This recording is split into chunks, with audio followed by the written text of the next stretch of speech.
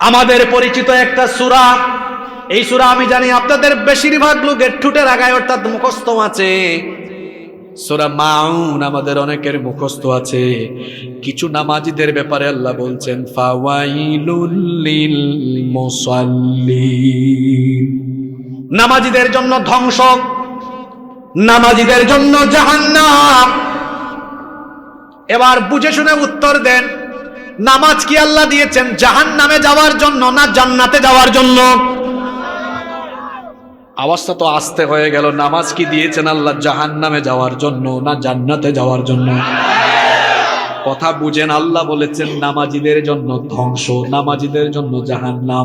তাহলে বোঝা গেল এমন কিছু নামাজি আছে যারা নামাজ আদায় করেও জাহান্নামে যাবে।